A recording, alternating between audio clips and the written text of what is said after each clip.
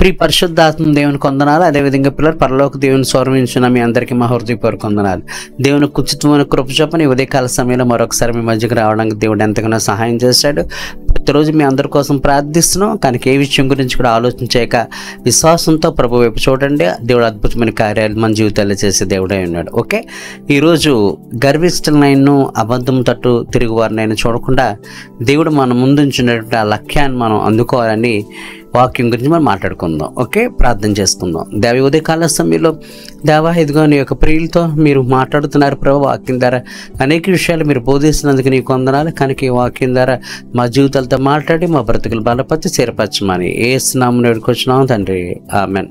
Okay ప్రియరా, కీర్తన గ్రంథం 40వ కీర్తన 4-5 వచనాలు చూసినట్టయితే, గర్విష్ఠులనైనను త్రోవ విడిచి అబద్ధముల తట్టు తిరుగువారినైనను లెక్క పెట్టక యెహోవా నమ్ముకొనివాడు ధన్యుడు. యెహోవా మా దేవ, నువ్వు మా ఎడల జరిగించిన ఆశ్చర్యక్రియలను, మా ఎడల నీకున్న తలంపులు బహువిస్తారములు, వాటిని ఎవరించి చెప్పుదని అనుకుంటున్నా అవి లెక్కకు మించిన ఉన్నవి, నీకు సాటి అయిన వాడు ఒకడు లేడు. ఓకే, కీర్తన గ్రంథం 40వ కీర్తన 4-5 వచనాలు. కానీ అక్కడ ఏమంటాడు పిల్లరా, గర్విష్ఠులైనను త్రోవ విడిచి అబద్ధముల తట్టు తిరుగువారినైనా లెక్క పెట్టక. మనం పట్టించుకోకూడదండి పిల్ల. ఎవరు? గర్విష్ఠులు. బాగా చదువు ఉందని అహంభావం ఉండొచ్చు, లేదా ఉద్యోగం ఉందని అహంభావం కావచ్చు, లేదా వ్యాపారం ఉందని అహం కావచ్చు, లేదా గొప్ప సేవ ఉందని అహంభావం కావచ్చు, లేదా నేను చాలా అందంగా ఉన్నాను అహంభావం కావచ్చు, లేదా బోల్డ్ విస్తారమైన ఆస్తి సంపదలు ఉన్నాయని అహంభావం కావచ్చు, లేదా మాకు చాలామంది తెలుసు అనే అహంభావం కావచ్చు. ఇట్లాగా ఇప్పుడు చెప్పుకున్న కారణాలు లేదా మరొక కారణం చేత చాలామంది ఏం చేస్తారంటే గర్వంగా ప్రవర్తిస్తారు. అయితే వాక్యం చెప్తుంది, గర్వంగా ప్రవర్తించే వారికి ఆయన గొప్ప ప్రతీకారం చేయనంట. వాక్యం చెప్తుంది, నాశనానికి ముందు గర్వం నడుస్తాట, పడిపోవడానికి ముందు అహంకారం మనసు నడుస్తాట. అందుకే జీవితంలో ఎప్పుడు కూడా దేవుడు మనకి ఇచ్చిన ఆస్తిపాస్తులు మేడబిద్దులు పెట్టి దేవుని స్తుతించే వారిగా ఉండాలి. కానీ పిల్లరా, గర్వంగా అహంభావం ఏ రోజు కూడా మనం ఉండకూడదు. మన మొదటి స్థితిని మనం ఎప్పుడు కూడా మర్చిపోకుండా దేవుని కృప పెట్టి ఆస్తులు అంతస్తులు మేడబిద్దులు వచ్చినా సరే ఇవన్నీ దేవుని కృప అని గ్రహించి జీవితాంతో ప్రభుకి లోబడి వినయంగా విధేయత కలిగి జీవించాలి. పిల్లరా, దేవుడిచ్చిన ఆశీర్వాదాలు పెట్టి అహంభావం గర్వం అనేది రాకుండా, అహంభావం గర్వం తెచ్చుకొని దేవునికి దూరమయ్యే వారిగా ఉండకుండా పిల్లరా, ఎంత ఇచ్చించినా సరే తగ్గించుకొని వినయం కలిగి విధేయత కలిగి లోబడి జీవించాలని వాక్యం చెప్తుంది.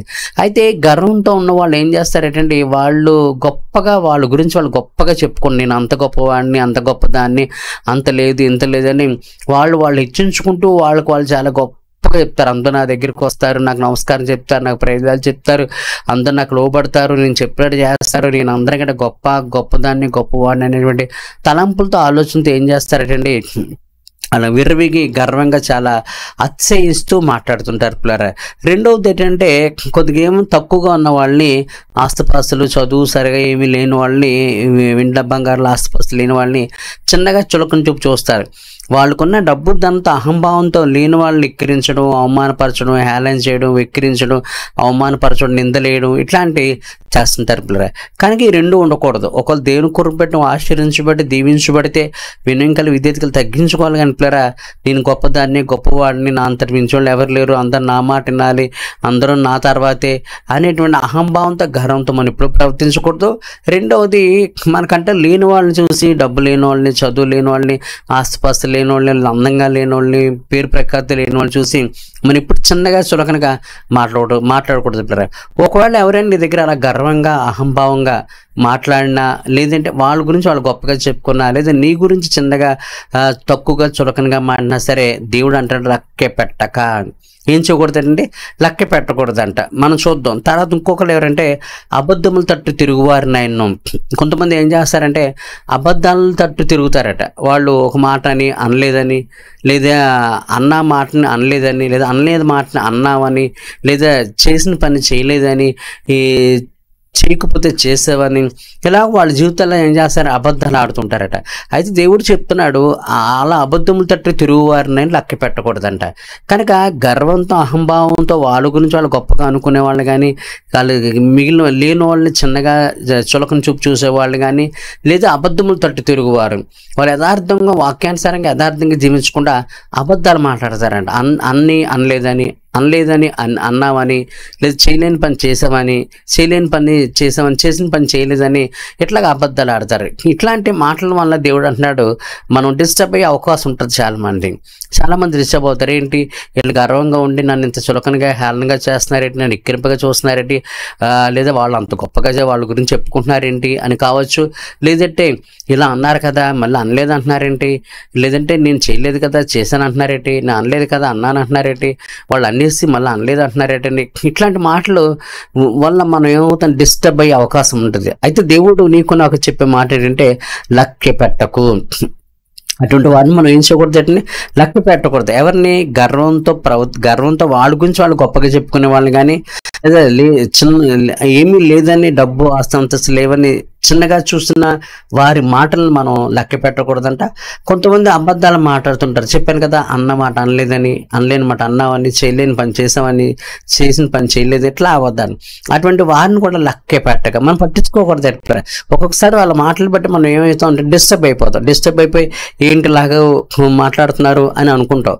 అలా అనుకోకుండా దేవుడు చెప్తున్నాడు యెహోవాను నమ్ముకొని వాడు ధన్యుడు. అంటే ఇట్లాంటి మాటలు ఏం పట్టించుకోకుండా సృష్టికర్తని దేవుని పట్ల విశ్వాసం నమ్మకం కలిగి జీవించాలి. ఆయన వాక్యానుసారంగా నువ్వు ముందుకు వెళ్ళిపోవాలి. నీ జీవితంలో దేవుని యొక్క చిత్తం ఏమో, దేవుని ఉద్దేశం ఏమో తెలుసుకుని ముందుకెళ్ళాలి. అక్కడ 5వ కీర్తన 45వ వచనం చూసినట్టయితే, మెడలను జరిగించిన ఆశ్చర్యక్రియలను, మెడలు నీకున్న తలంపులు బహు విస్తారములు, వాటిని వివరించి చెప్పుతున్నాను లెక్కకు మించిన ఉన్నాయి.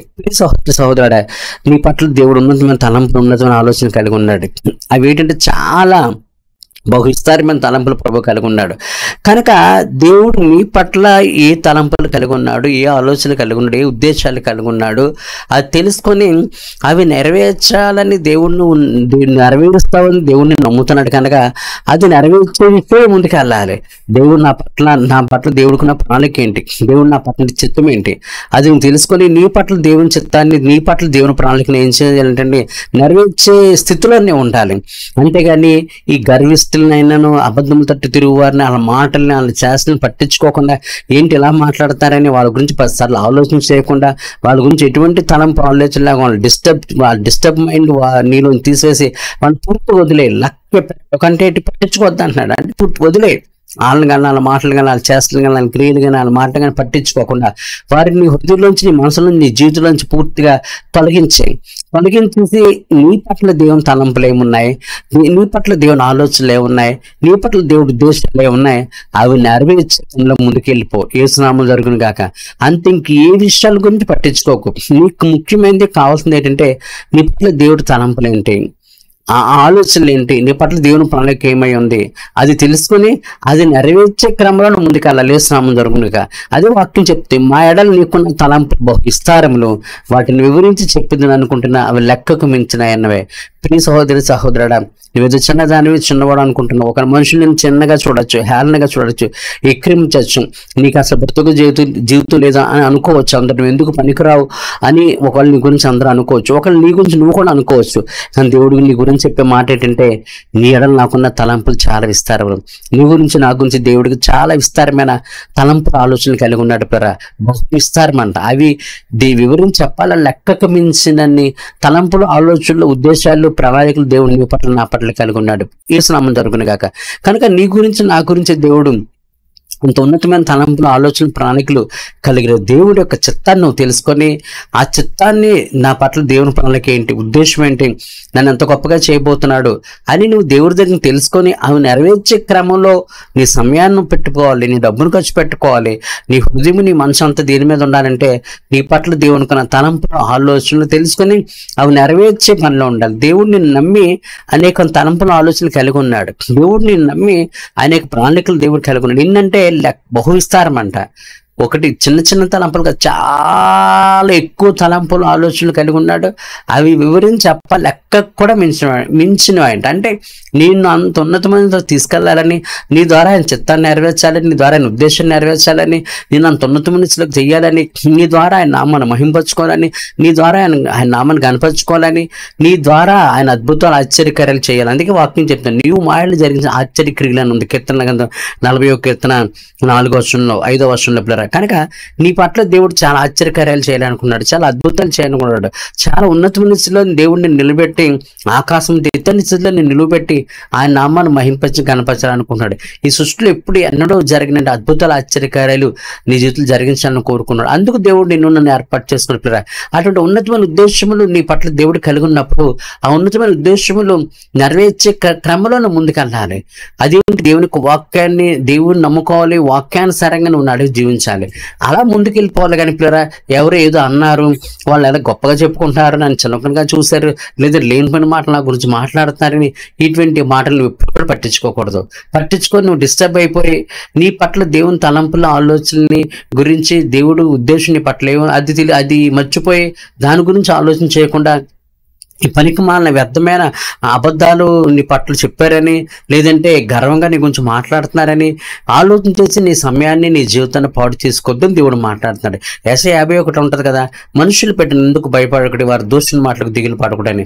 మత్తయి సువార్త 5వ అధ్యాయం అంటాడు, నా నామము నిమిత్తం అబద్ధముల తట్టు మీరు నిందలు చెప్పిన మీరు భయపడకూడదు, సంతోషించి ఆనందించండి. కనుక ఒకవేళ ఎవరైనా అహంభావంతో మాట్లాడినా, నిన్ను చులకనగా చూసినా, లేని పని అబద్ధాన్ని నిందలేసిన దేవుడు చెప్పే మాట ఏంటంటే, వారిని ఎందుకు భయపడకూడదు, వారి దోషుని మాటలకు. నీ మీద వేసిన నిందలకు నువ్వు భయపడొద్దు, నేను అవమానపరిచిన, ఏళన చేసిన, విక్రించిన దుఃఖపడొద్దు, భయపడొద్దు, బాధపడొద్దు. అదే సమయంలో ఎవరు నీ గురించి అబద్ధంగా చెడ్డ మాటలు పలికితే మత్తయి సువార్త 5వ అధ్యాయం చెప్పినట్టుగా బాధపడడం కాదు కానీ చేయవలసింది సంతోషించి ఆనందించాలని దేవుడు చెప్తుంది. ఎందుకంటే మన మంచి చెడ్డ, మన బ్రతుకు ఏంటనే దేవుడు చూసుకుంటాడు. మన ప్రవర్తన బట్టి, నడకను బట్టి దేవుడు తీర్పు తీస్తారు, కానీ మనుషులకు మనం లెక్క చెప్పవలసిన అవసరం లేదు. కనుక నీ వాక్యం ద్వారా తెలుసుకోవాల్సిన ఏంటంటే, లక్కె పెట్టకు, గర్విష్ఠుల మాటలు లక్కె పెట్టకు, అబద్ధములు తట్టి తిరుగు వారు లక్కె పెట్టకు, అటువంటి వాళ్ళ గురించి ఆలోచించకు, అటువంటి గురించి పట్టించుకోకు, అటువంటి వారికి నీ హృదయ, నీ మనసులో, జీవితంలో చోటు లేకుండా చే, అటువంటి వారిని జీవిత మార్గంలో పక్కకు తొలగిపోయేలాగా నువ్వు చూసుకొని వారిని పట్టించుకోకుండా లక్కె పెట్టకుండా నీ దృష్టి దేవుని మీద ఉండాలి. ఆయన పట్ల విశ్వాసంతో, నమ్మకంతో ఉండాలి. ఆయన వాక్యానుసారంగా జీవించాలి. మూడోది, ఆయన పట్ల, నీ పట్ల ఆయన ప్రణాళికలు ఏమై ఉన్నాడో ఆ ప్రణాళికలు తెలుసుకొని అవి నెరవేర్చే పనిలోనే ఉండాలి. నీ దృష్టి అంతా దేవుడి చిత్తం నీ పట్ల ఏంటి, చదువు, ఉద్యోగం, వ్యాపారం, సేవ, దేవుని చిత్తం నీ పట్ల ఏంటో తెలుసుకుని అది నెరవేర్చే పనిలో నీ దృష్టి, నీ మనసు, నీ ధ్యాస, నీ డబ్బు, సమయం, నీ ఆరోగ్యం అంతా దేని ఖర్చు పెట్టాలంటే నీ పట్ల దేవునికి ఉన్న తలంపులు చాలా ఎక్కువ ఉన్నాయి. అవి బహువిస్తారములు, అవి లెక్కకు కూడా మనం వివరించి చెప్పలేము. అటువంటి ఉన్నతమైన తలంపులు, ఉన్నతమైన ఆలోచనలు దేవుని పట్ల కలిగి ఉన్నాడు. కనుక అవి నెరవేర్చి, దేవుని చిత్తాన్ని నెరవేర్చి బలా నమ్మకం దాస్తురాలని పిలువబడే స్థితిలో మనం ఉండాలని దేవుడు కోరుకుంటున్నాడు. కనుక నా ప్రియ సహోదరి, సహోదరుడా, ఈ లోకంలో మనుషులు కానీ, మనుషుల మాటలను కానీ, మనుషులు పొగున్నా పట్టించుకోకు, దూషించినా పట్టించుకోకు, పరిస్థితులు బట్టి కానీ, లేదా నిజాలు మాట్లాడినా వద్దు, అబద్ధాలు ఏది నువ్వు పట్టించుకోవద్దు. కానీ నీ దృష్టిని, ధ్యాస అంతా ఎప్పుడు ఎవరి మీద ఉండాలంటే దేవుని మీద ఉండాలి. దేవుడు అప్పగించిన పని మీద ఉండాలి. నీ పట్ల దేవుడు చిత్తం ఏముందో అది నెరవేర్చే పనిలో ఉండాలి. అప్పుడే నిన్ను ఒక ఉన్నతమైన స్థితిలో నువ్వు ఉంటావు. అప్పుడే నీ ద్వారా అద్భుతాలు జరిగించి ఆయన నామాన్ని మహింపరచుకుంటాడు. అట్లాంటి మహిమకరమైన జీవితం జీవించాలని దేవుడు కోరుకుంటున్నాడు పిల్లరా. ఓకే, ప్రార్థన చేద్దాం.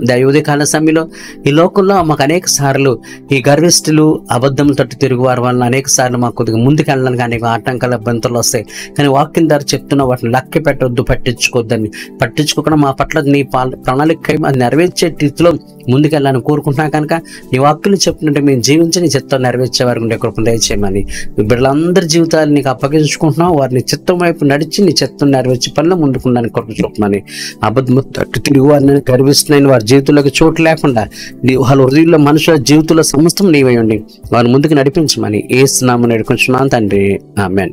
ఓకే, ఇప్పుడు ఉన్నారు కదా, గర్విష్ఠులుగా మాట్లాడే వాళ్ళని కానీ, అబద్ధములుగా మాట్లాడి నిందలేసే వాళ్ళు కానీ లక్కి పెట్టకు, పట్టించుకోకుండా దేవుని యొక్క చిత్తు మీద తెలుసుకొని ఆ చిత్తాన్ని నెరవేర్చే పనుల ముందు నీ సమయాన్ని దేవుని చిత్తానికి ఉపయోగించుకో. నీ ఆరోగ్యాన్ని, డబ్బుని, నీకున్న సోర్స్ అన్ని, నీకున్న వనరులన్నీ దేవుని చిత్తాన్ని నెరవేర్చడానికి ఉపయోగించుకో. ఓకే, అలాగే వాక్యం చెప్తుంది. ఓకే, మీ అందరి కోసం ప్రార్థిస్తున్నాం. సంతోషంగా, ఆనందంగా ఉండండి. ఏ ప్రాబ్లం ఉన్నా సరే మాకు ఫోన్ చేయండి. మీ గురించి ప్రార్థించే బాధ్యత మాకుంది. దేవుడు అద్భుతమైన జవాబు ఇచ్చి మనం సంతోషపరిచే దేవుడే ఉన్నాడు. ఓకే, మీ అందరికీ నా హృదయపూర్వక వందనాలు.